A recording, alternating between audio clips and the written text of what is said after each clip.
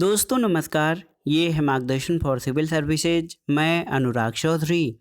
दोस्तों TGT PGT भारतीय इतिहास रिमाइंडर श्रृंखला के अंतर्गत इस वीडियो में प्रस्तुत है आधुनिक भारत के इतिहास से संबंधित महत्वपूर्ण प्रश्नों का वन लाइनर रिवीजन नोट्स, जो आपके आगामी परीक्षाओं जैसे TGT PGT, ELT grade, government inter college प्रवक्ता, गवर्नमेंट डिग्री कॉलेज, उच्चतर शिक्षा असिस्टेंट प्रोफेसर, केंद्रीय विद्यालय संगठन और नेट जेआरएफ आदि परीक्षाओं के लिए बहुत ही उपयोगी है। इस वीडियो में हम आधुनिक भारत के इतिहास से संबंधित विविध प्रश्नों को कवर करेंगे। तो आइए शुरू करते हैं आज का वीडियो। आधुनिक भारत के इतिहास से संबंधित महत्वपूर्ण प्रश्नों का वन लाइनर रिवीजन नोट्स। पहला प्रश्न है दोस्तों, भारतीय सिविल सेवाओं को प्रारंभ किया था किसने? तो उत्तर है कार्नवालिस ने। दोस्तों कार्नवालिस को भारत में नागरिक सेवा का जनक माना जाता है। इसका कार्यकाल गवर्नर जनरल के रूप में 1786 से 1793 और 1805 ईस्वी रहा है। अगला प्रश्न है, लैक्स लोकी अधिनियम ने क्या किया था?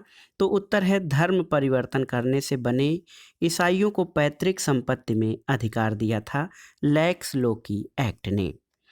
अगला प्रश्न है दोस्तों, विज्ञान की शिक्षा के लिए इंडियन एसोसिएशन की स्थापना कब हुई थी? तो उत्तर है 1876 में। याद रखिएगा, विज्ञान की शिक्षा के लिए इंडियन एसोसिएशन की स्थापना सुरेंद्र नाथ बनर्जी और आनंद मोहन बोस ने 1876 में किया था। अगला प्रश्न है दोस्तों, 1891 में बाल विवाह निषेधक अधिनियम जिनके प्रयास से पारित हुआ था वो कौन थे? तो उत्तर है केशव चंद्र सेन और बहराम जी मालाबरी के प्रयासों से 1891 में बाल विवाह निषेधक अधिनियम पारित हुआ था। अगला प्रश्न है दोस्तों, केरल के श्री नारायण धर्म परिपालन योगम का कार्यक्षेत्र क्या था? तो ये था दलित और किसानों के उत्थान के लिए। दोस्तों केरल के श्री नारायण गुरु का जन्म 28 अगस्त 1855 को और मृत्यु 20 सितंबर 1928 को हुई थी। ये एक प्रसिद्ध संत और समाज सुधारक थे। इन्होंने दलितों और किसानों के उत्थान के लिए कई महत्वपूर्ण कार्य किए थे। अगला प्रश्न सुमेलन करना है। देखिए, अबुल कलाम आज़ाद ने अल हिलाल पत्र का संपादन किया, फिरोज शाह मेहता ने बॉम्बे क्रॉनिकल, एनी बेसेंट ने कॉमनवेल्थ और न्यू इंडिया का, और महात्मा गांधी ने यंग इंडिया पत्र का संपादन किया था। अगला प्रश्न है दोस्तों, 1927 में मद्रास विधानसभा के लिए नामांकित की जाने वाली प्रथम महिला कौन थी? तो ये थी मुथु लक्ष्मी रेड्डी। याद रखिएगा, 1927 में मद्रास विधानसभा के लिए नामांकित की जाने वाली पहली महिला मुथु लक्ष्मी रेड्डी थी। अगला प्रश्न कथन कारण से है। कथन है, 1939 में कांग्रेस द्वारा प्रांतों के मंत्रिमंडल से इस्तीफा देने के पश्चात शीघ्र ही मुस्लिम लीग ने मुक्ति दिवस मनाया। कारण है कि अंबेडकर ने इसका समर्थन किया था। दोस्तों आप जान लीजिए, कथन और कारण यानी ए और आर दोनों सही हैं, लेकिन कारण कथन की सही व्याख्या नहीं करता है। 1939 में कांग्रेस द्वारा प्रांतों के मंत्रिमंडल से इस्तीफा देने के पश्चात मुस्लिम लीग ने मुक्ति दिवस मनाया था। अंबेडकर ने इसका समर्थन भी किया था, लेकिन कारण कथन की सही व्याख्या नहीं करता है। अगला प्रश्न है, सेना की भर्ती में ब्रिटिश राज ने अदायगी की मालगुजारी, घाटवाली, महलवाड़ी, यादगारी में से कौन सी प्रणाली अपनाया था? तो उत्तर है घाटवाली प्रणाली। अगला प्रश्न है दोस्तों, गोरखा कंपनी के सर्वाधिक विश्वसनीय सिपाही हो गए क्यों? तो क्योंकि वे सामरिक कला में निपुण थे और अनुशासित थे, इसीलिए गोरखा जो हैं ब्रिटिश ईस्ट इंडिया कंपनी के सबसे अधिक विश्वसनीय सिपाही हो गए थे। अगला प्रश्न सही सुमेलन है। Indian Mirror Keshav Chandra Sen, Tribune Dayal Singh, Modern Review Ramanand Chatterjee और इंडिपेंडेंट इंडिया एमएन राय द्वारा प्रारंभ किया गया था। अगला प्रश्न है दोस्तों, क्रिप्स मिशन का उद्देश्य क्या था? तो उत्तर है भारतीय नेताओं को ब्रिटेन के युद्ध प्रयासों को समर्थन देने के लिए मनाना। ये क्रिप्स मिशन का उद्देश्य था। अगला प्रश्न है, भारत के लिए सबसे महत्वपूर्ण जो है प्लान्ड इकोनॉमी फॉर इंडिया पुस्तक 1936 में प्रकाशित हुई थी, इसके लेखक कौन थे? तो एम विश्वेश्वरैया ये भारत के महान इंजीनियर थे। मोक्षगुंडम विश्वेश्वरैया इन्होंने 1936 में प्लान्ड इकोनॉमी फॉर इंडिया पुस्तक लिखी थी, जिसमें भारत के विकास की योजना को प्रस्तुत किया गया था। अगला प्रश्न सही कालक्रम में आपको व्यवस्थित करना है। देखिए, साइमन आयोग का गठन 1927 में, गांधी इरविन समझौता 1931 में, क्रिप्स मिशन 1942 में और भारत विभाजन 1947 में हुआ था। अगला प्रश्न है दोस्तों, ब्रिटिश शासनकाल में जिस कानून के अंतर्गत लोगों को बिना उचित सुनवाई के बंदी बनाने की अनुमति थी, तो ये था रोलट एक्ट 1919। इसे काला कानून भी कहा जाता है। अगला प्रश्न है दोस्तों, असाधारण मंदी या महान मंदी की शुरुआत का संबंध किससे है? तो ये वॉल स्ट्रीट में कीमतों के गिरने से संबंधित है असाधारण मंदी। अगला प्रश्न है दोस्तों, सुश्री A.S. बेवरीज द्वारा अंग्रेजी में अनुदित ब्रिटिश संग्रहालय के बाबर नामा का शीर्षक क्या था? तो ये था मेमोयर्स ऑफ बाबर। अगला प्रश्न एक कथन है कि ब्रिटिश साम्राज्य का अभिन्न अंग रहते हुए उत्तरदायी शासन की उत्तरोत्तर प्राप्ति के संबंध में नीतिगत घोषणा किसके द्वारा की गई थी? तो लॉर्ड मॉन्टेग्यू के द्वारा। अगला प्रश्न है दोस्तों, ब्रिटिश शासन और भारतीय रियासती राज्यों के मध्य संबंधों की परिभाषा सर्वोच्चता ही सर्वोच्च है करने वाला कमीशन कौन था? तो याद रखिएगा, बटलर कमीशन। बटलर कमीशन ने ब्रिटिश शासन और भारतीय रियासती राज्यों के मध्य संबंधों की परिभाषा सर्वोच्चता ही सर्वोच्च है ये करने वाला कमीशन था। अगला प्रश्न है, मद्रास में रैयतवाड़ी व्यवस्था के अंतर्गत भू राजस्व दर अंततः शुद्ध उपज का 50% निर्धारित करना और बंदोबस्त 30 वर्ष के लिए निर्धारित किया गया था। कब? तो ये 1864 में। अगला प्रश्न देखिए दोस्तों, वायसरायों का जो सही कालानुक्रम है, इसमें लॉर्ड मेयो, फिर नॉर्थब्रुक, उसके बाद मिंटो दुती और फिर लॉर्ड लिंडिथगो का नाम आता है। तो ये सही कालानुक्रम है। अगला प्रश्न है, विभिन्न विचारधाराएं जो अलग अलग समय में उभर कर आईं उनका सही क्रम क्या है? तो सबसे पहले चर्च हिस्टीरियोग्राफी, उसके बाद अलाइनमेंट हिस्टीरियोग्राफी, फिर एनाल्स हिस्टीरियोग्राफी और सबाल्टर्न हिस्टीरियोग्राफी, ये अलग अलग समय में उभर कर आईं। उनका सही क्रम चर्च, एनलाइटमेंट, एनाल्स हिस्टीरियो और सबाल्टर्न हिस्टीरियोग्राफी, ये सही क्रम है। कुछ अन्य महत्वपूर्ण परीक्षोपयोगी तथ्यों को देखते हैं। ब्रिटिश सरकार द्वारा सीमा शुल्क अवकाश की नीति अपनाई गई। कब से कब तक? तो 1858 से 1870 तक। स्थानीय वित्त योजना किसने लागू की? लॉर्ड मेयो ने। गांधी के नेतृत्व वाले जिस आंदोलन को स्वतः स्फूर्त क्रांति कहा जाता है, तो भारत छोड़ो आंदोलन को, क्योंकि जैसे ही ये आंदोलन शुरू हुआ था वैसे ही ऑपरेशन जीरो के तहत ब्रिटिश सरकार ने सभी बड़े कांग्रेसी नेताओं को गिरफ्तार करके जेल में डाल दिया और भारत की जनता द्वारा ये स्वतः स्फूर्त आंदोलन के रूप में संचालित हुआ था। अगला प्रश्न है, ऑल इंडिया वुमेन्स कॉन्फ्रेंस की स्थापना के पीछे दुर्गाबाई देशमुख, मार्गरेट कुंसिन्स, मैडम कामा और मुथु लक्ष्मी रेड्डी में से उत्साहवर्धक या निर्माणकर्ता नेता कौन थी? तो ये थी मार्गरेट कुंसिन्स। अगला प्रश्न है दोस्तों, 1947 में भारत और पाकिस्तान को विभाजित करने वाली रेखा को चिन्हित करने का दायित्व किस कमीशन को सौंपा गया था? तो रेडक्लिफ कमीशन को। और भारत और पाकिस्तान के बीच की सीमा रेखा को रेडक्लिफ लाइन कहा जाता है। अगला प्रश्न है दोस्तों, सुमित सरकार, बिपिन चंद्र, रंजीत गुहा और KN पडिक्कर में से सबअल्टर्न अध्ययनों में अपने योगदान के लिए कौन प्रसिद्ध है? तो ये महान इतिहासकार रंजीत गुहा सबअल्टर्न अध्ययनों के लिए प्रसिद्ध हैं।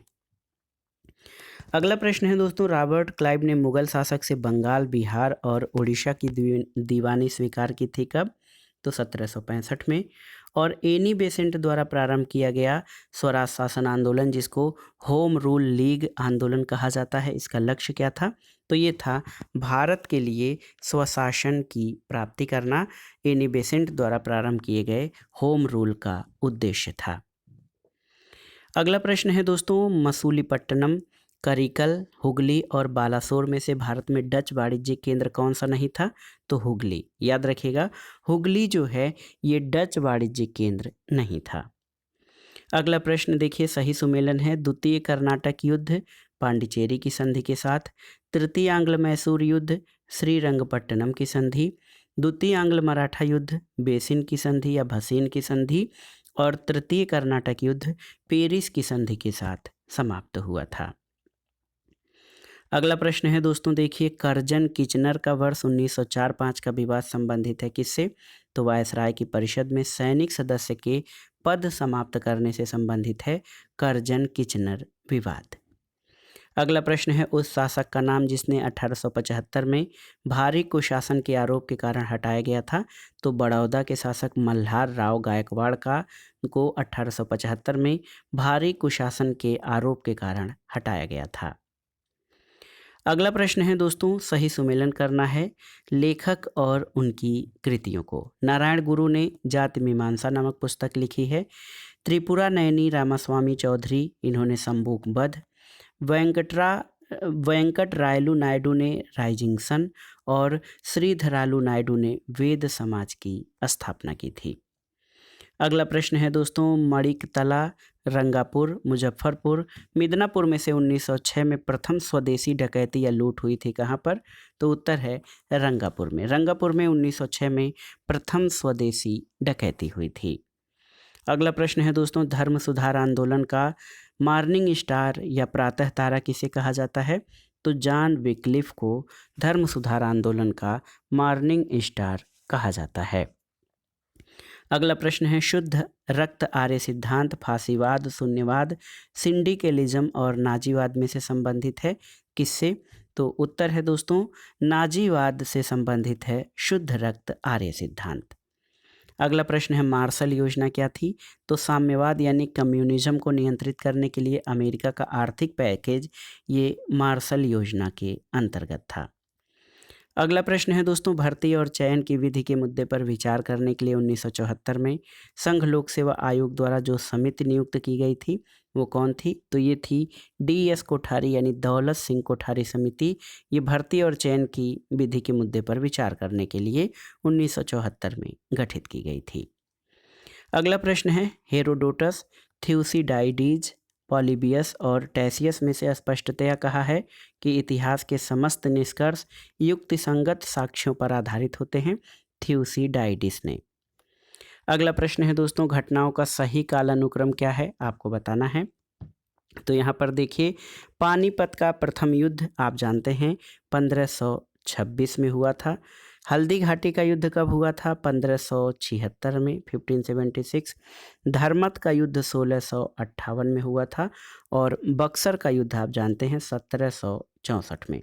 तो ये सही क्रम हो जाएगा घटनाओं का, पहले पानीपत का प्रथम युद्ध, फिर हल्दी घाटी युद्ध, धर्मत का युद्ध और लास्ट में बक्सर का युद्ध है। अगला प्रश्न है दोस्तों, मुगल सम्राट, बंगाल का नवाब, फोर्ट विलियम का गवर्नर और बंगाल के दीवान में से दस्तक कौन जारी करता था? तो उत्तर है बंगाल का नवाब दस्तक जारी करता था। अगला प्रश्न है, मुजफ्फर जंग हैदराबाद के निजाम ने क्षेत्रीय रियासतें प्रदान की थी किसको? तो फ्रांसीसियों को। और नेहरू महालनोबिस युक्त कौशल संबंधित है किस पंचवर्षीय योजना से? तो ये द्वितीय पंचवर्षीय योजना से संबंधित है। और आप जान लीजिए दोस्तों, द्वितीय पंचवर्षीय योजना 1956 से 1961 तक थी, और ये PC महालनोबिस मॉडल पर आधारित थी। अगला प्रश्न कथन कारण से संबंधित है। कथन है, भारतीय राष्ट्रवाद के विकास में पाश्चात्य शिक्षा की महत्वपूर्ण भूमिका थी। बिल्कुल सही है। और कारण है कि पाश्चात्य शिक्षा ने इसके विकास के लिए सहायक एक समालोचनात्मक वार्तालाप का सृजन किया था। तो सही है। आप जान लीजिए दोस्तों, A और R दोनों सही हैं, और R यानी कारण कथन की सही व्याख्या करता है। अगला प्रश्न है, ब्रिटिश ईस्ट इंडिया कंपनी की स्थापना कब हुई थी? तो आप जान लीजिए, ब्रिटिश ईस्ट इंडिया कंपनी की स्थापना दोस्तों 31 दिसंबर सन 1600 ईस्वी में हुई थी। और यहाँ पर देखिए, शताब्दी के हिसाब से 17वीं शताब्दी के आरंभिक काल में ब्रिटिश ईस्ट इंडिया कंपनी की स्थापना हुई थी। अगला प्रश्न है, विभिन्न युद्धों का सही क्रम क्या है? तो आप जान लीजिए, प्रथम आंग्ल मराठा युद्ध 1775 से 1782, प्रथम बर्मा युद्ध 1824 से 1826, प्रथम आंग्ल अफगान युद्ध 1838 से 1842, और प्रथम आंग्ल सिख युद्ध 1845-46 में हुआ था। तो पहले आंग्ल मराठा युद्ध, फिर बर्मा युद्ध, फिर प्रथम आंग्ल अफगान युद्ध और प्रथम आंग्ल सिख युद्ध, ये युद्धों का सही क्रम है। विभिन्न संगठनों की स्थापना और उनका क्रम देखिए। ब्रिटिश इंडियन एसोसिएशन की स्थापना 1851 में, पूना सार्वजनिक सभा 1870 में, इंडियन एसोसिएशन 1876 और मद्रास महाजन सभा 1884 में स्थापित हुआ था। अगला प्रश्न है दोस्तों, लेखक और उनकी कृतियों को सुमेलित करना है। आर.सी. दत्त की पुस्तक है Economic History of India. R J. Moore की पुस्तक है the Crisis of Indian Unity. A R. Desai ने Social Background of Indian Nationalism और एच.जे. ब्रूमफील्ड ने Elite Conflict in a Plural Society पुस्तक लिखी है। अगला प्रश्न है, जे.सी. बोस, मेघनाथ शाह, होमी भाभा और महेंद्र लाल सरकार में से Indian Association for the Cultivation of Science की स्थापना किसने की थी? तो याद रखिएगा महेंद्र लाल सरकार ने। और दोस्तों, कामागाटा मारू पर सवार पंजाबी गदरकारियों की अंग्रेजी सेना के साथ भिड़ंत हुई थी कहाँ पर? तो ये बजबज में। अगला प्रश्न, सही सुमेलन करना है। David Arnold, the Congress in Tamil Nadu. David Ludden, an Agrarian History of South India. David Page की पुस्तक है प्रील्यूड टू पार्टीशन और C.A. बेली ने the local routes of Indian politics Allahabad नामक पुस्तक लिखी है। अगला प्रश्न भी सुमेलन करना है। रूसो की पुस्तक है जनरल विल। रूसो का विचार है जनरल विल। मार्क ब्लॉक ने सामंतशाही, F. एंगल्स ने समाजवाद और M.N. श्रीनिवास ने संस्कृतिकरण पर महत्वपूर्ण अध्ययन किया है। अगला प्रश्न है दोस्तों, भारत रोम के प्रभाव में आकर प्रौद्योगिकी रूप से सर्वाधिक लाभान्वित जिस शिल्प में हुआ था वो क्या था? तो ये था कांच बनाना। तुहफतुल मुहाउद्दीन के लेखक कौन थे? राजा राम मोहन राय। और मौलाना अब्दुल बारी का संबंध किससे है? फिरंगी महल स्कूल से मौलाना अब्दुल बारी का संबंध है। मौलाना अब्दुल बारी का जन्म 1878 और मृत्यु 1926 में हुई थी। इन्होंने मुस्लिमों के शिक्षण और प्रगति के लिए कार्य किया था। अगला प्रश्न है, जिसने तर्क दिया कि खिलाफत आंदोलन भारतीय मुसलमानों में एक मध्यम वर्ग के उदय का परिणाम था? तो ये W.C. स्मिथ ने ये तर्क दिया था। अगला प्रश्न है, विभिन्न घटनाओं का सही कालानुक्रम क्या है? तो बॉम्बे योजना 1944 में, बेवेल योजना 1945, कैबिनेट मिशन योजना 1946 और माउंटबेटन योजना 1947। तो ये सही क्रम हो जाएगा, पहले बॉम्बे योजना, बेवेल योजना, कैबिनेट मिशन प्लान और फिर माउंटबेटन योजना। अगला प्रश्न है, वह महापुरुष या वह व्यक्तित्व जिसने पुणे में एक विधवा गृह खोला। विधवा पुनर्विवाह संस्था की स्थापना। 1893 में विधवा से विवाह किया और 1916 में स्त्रियों के लिए एक विश्वविद्यालय की बम्बई में स्थापना की थी। तो ये थे प्रोफेसर D.K. कर्वे यानी धुंधुपंत केशव कर्वे। अगला जो है सुमेलन करना है, वांची अय्यर, ये तिन्नेवेली षड्यंत्र मुकदमे से, T.K. माधवन वैकोम सत्याग्रह से, Srinivasa Pillai the Hindu Progressive Improvement Society और E.V. रामास्वामी नैयर ये सेल्फ रेस्पेक्ट मूवमेंट यानी आत्मसम्मान आंदोलन से संबंधित थे। अन्य महत्वपूर्ण परीक्षोपयोगी तथ्यों को देखते हैं। मानववादियों के राजकुमार के रूप में किसे जाना जाता है? इरेस्मस को। पुर्तगालियों ने गोवा को हस्तगत किया कब? 1510 ईस्वी में। शाहू को मुगल कैद से किसने मुक्त किया था? तो शाहजादा आजम ने। दोस्तों, अगला प्रश्न है कि मौलाना शिबली नोमानी का संबंध किससे रहा है? तो नदवतुल उलेमा से संबंधित रहे हैं मौलाना शिबली नोमानी। अगला है 1937 से 39 के दौरान मद्रास में कांग्रेस मंत्रिमंडल का नेतृत्व किसने किया था? तो दोस्तों, चक्रवर्ती राजगोपालाचारी यानी C. राजगोपालाचारी ने 1937 से 39 के दौरान मद्रास में कांग्रेस मंत्रिमंडल का नेतृत्व किया था। अगला प्रश्न है, भारतीय संविधान की पांडुलेखन कमेटी जिसको ड्राफ्ट कमेटी कहा जाएगा उसका चेयरमैन कौन थे? तो डॉक्टर B.R. अम्बेडकर। मानववाद का जनक किसे समझा जाता था? तो याद रखिएगा पेट्रार्क को मानववाद का जनक कहा जाता है। अगला प्रश्न है, लॉर्ड को मिल, शराब की भट्टी और बेकरी का उपयोग करने के लिए जो शुल्क अदा किया जाता था उसे क्या कहते थे? तो इसको बाना लीते कहा जाता था। अगला प्रश्न है दोस्तों, बहुमूल्य धातुवाद और अनुकूल व्यापार संतुलन मूल लक्षण थे किसके? तो ये वाणिज्यवाद के थे। और देखिए, एक भारतीय क्रांतिकारी जो बर्कले और स्टैनफोर्ड विश्वविद्यालय में संस्कृत और दर्शन शास्त्र के प्रोफेसर थे, जिनका देहांत फिलाडेल्फिया में हुआ था, वो कौन थे? तो ये लाला हरदयाल थे। अगला प्रश्न है दोस्तों, जो देशी रियासत गांधी जी के अनुसार रामराज्य के समतुल्य थी, वो कौन सी थी? तो वो रियासत थी मैसूर। अगला प्रश्न देखिए, विश्व इतिहास से संबंधित है। बांडुंग सम्मेलन का संबंध किससे है? तो गुटनिरपेक्षता से। और बांडुंग सम्मेलन 18 से 24 अप्रैल 1955 को आयोजित किया गया था। प्रथम यूनानी इतिहासकार कौन था? तो हेरोडोटस को इतिहास का जनक या प्रथम यूनानी इतिहासकार कहा जाता है। अगला प्रश्न है दोस्तों, भारत में ब्रिटिश पूंजी का उच्चतम निवेश किया गया था किसमें? तो रेलवे, बैंकिंग, बीमा और जहाजरानी आदि में भारत में ब्रिटिश पूंजी का उच्चतम निवेश किया गया था। अगला प्रश्न है, जिसने सर्वप्रथम सूत्रबद्ध मत व्यक्त किया कि भारत में ब्रिटिश उपनिवेशवाद की 3 अवस्थाएं यानी वाणिज्यवाद, स्वतंत्र व्यापार और वाणिज्य पूंजीवाद और वित्त साम्राज्यवाद थी? तो ये कार्ल मार्क्स ने। अगला प्रश्न है दोस्तों, M Visvesvaraya, CP Ramaswami Iyer, VP Madhavrao और मिर्जा इस्माइल में से जिसे 3 देशी रियासतों मैसूर, जयपुर और हैदराबाद का दीवान चुना गया था? तो मिर्जा इस्माइल को। किसने कहा था कि वाणिज्य समस्त राज्यों के मध्य बुद्धिमत्ता और ऊर्जा की एक सतत संघर्ष है? तो जॉन बैप्टिस्ट कोलबेयर ने कहा था दोस्तों कि वाणिज्य समस्त राज्यों के मध्य बुद्धिमत्ता और ऊर्जा की सतत संघर्ष है। अगला प्रश्न है, श्वेत व्यक्तियों का भार या व्हाइट मेंस बर्डन का सिद्धांत किससे संबंधित है? तो ये इंपीरियलिज्म यानी साम्राज्यवाद से संबंधित है। अगला प्रश्न, विभिन्न घटनाओं का सही कालानुक्रम क्या है? तो मुजफ्फरनगर बम धमाका 1908, काकोरी 1925, लाहौर षड्यंत्र केस आप जानते हैं 1929 और चिटगांव आर्मरी केस ये 1930। तो मुजफ्फरनगर में बम धमाका 1908 में, काकोरी में ट्रेन डकैती 1925 में, लाहौर षड्यंत्र 1929 में और चिटगांव आर्मरी रेड केस 1930 में हुआ था। अगला प्रश्न सही सुमेलित करना है। इरेस्मस, प्रेज ऑफ फॉली, मैकियावेली ने द प्रिंस, टॉमस मोर ने यूटोपिया और दांते ने डिवाइन कॉमेडी नामक पुस्तक लिखा है।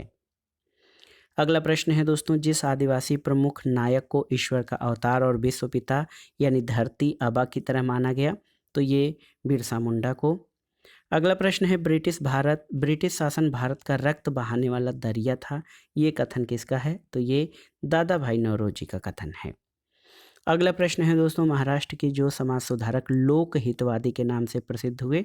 तो ये थे गोपाल हरि देशमुख। अगला प्रश्न है, अल्ताफ हुसैन हाली, नज़ीर अहमद, मौलाना अबुल कलाम आज़ाद और चिराग अली में से अलीगढ़ आंदोलन से संबंधित नहीं था कौन? तो मौलाना अबुल कलाम आज़ाद ये अलीगढ़ आंदोलन से संबंधित नहीं थे। इस वीडियो का आखिरी प्रश्न है दोस्तों, जिसने सर्वाधिक योगदान किसान सभा आंदोलन को संगठित करने में प्रदान किया? तो ये थे स्वामी सहजानंद सरस्वती। इन्होंने सबसे अधिक योगदान किसान सभा आंदोलन को संगठित करने में किया था। तो दोस्तों ये था जो है ये पूरी श्रृंखला टीजीटी पीजीटी भारतीय इतिहास रिमाइंडर श्रृंखला। इसमें हमने विभिन्न परीक्षाओं में पूछे गए प्रश्नों को वन लाइनर फॉर्म में प्रस्तुत किया, जो आपको कम समय में पूरे इतिहास के रिवीजन के लिए और तैयारी के लिए बहुत ही उपयोगी है। आधुनिक भारत के साथ ही ये श्रृंखला यहीं पर समाप्त हो गई है। इसको हम एक में दोस्तों सभी वीडियो को एक में ऐड करके मास्टर वीडियो बना देंगे, जो आपके रिवीजन के लिए बहुत ही उपयोगी होगा। तो वीडियो को लाइक करें, शेयर करें और इस चैनल मार्गदर्शन फॉर सिविल सर्विसेज को सब्सक्राइब करें। वीडियो देखने के लिए धन्यवाद दोस्तों, नमस्कार।